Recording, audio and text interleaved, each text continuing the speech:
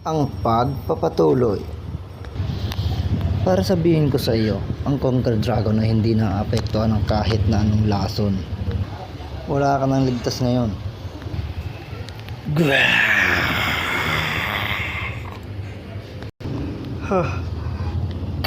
Katapusan ko na nga. Samantala,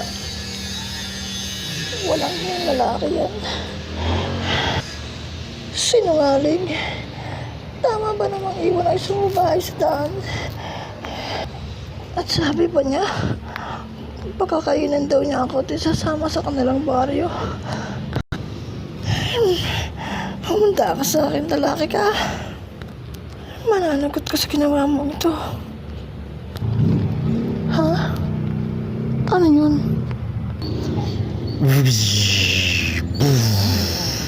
Halimaw. Ha? Yun si...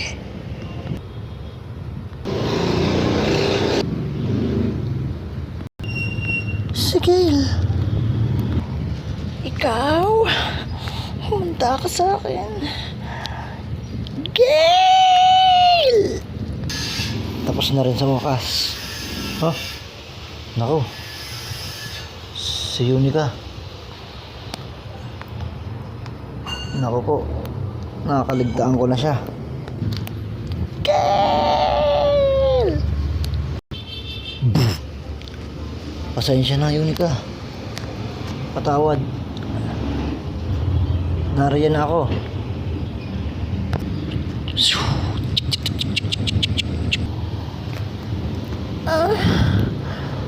Nahihina ako. Nahihilo na ako sa gutom. Black. Gale. Yunika. Yunika. Yunika. Bakit kaya siya natutulog sa daan?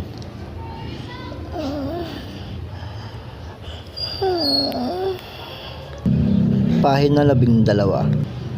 Yunika. Yunika, gising. Nandito na tayo sa aking bahay. Nasaan ako? Nandito ka nga sa aking bahay. Pasensya ka na ha, maliit lang ang bahay ko. Oh, heto, kumain ka na.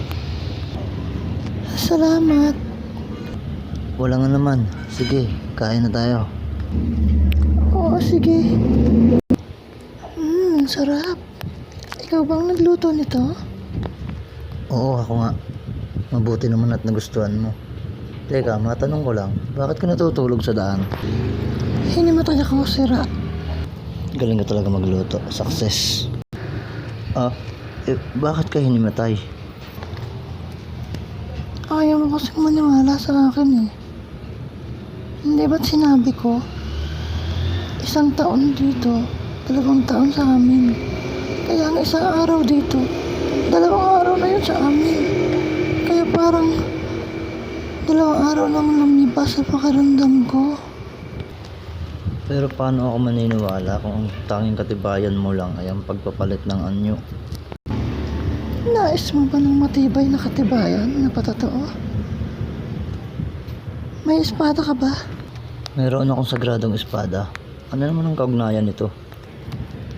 Kunin mo at saksakan mo ako sa leeg. Ano?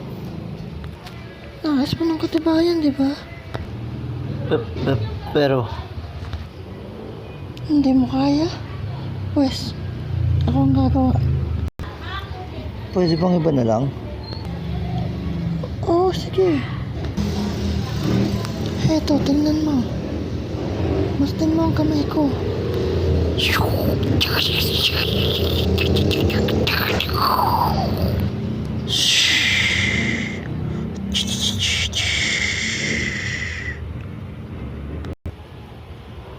Itutuloy.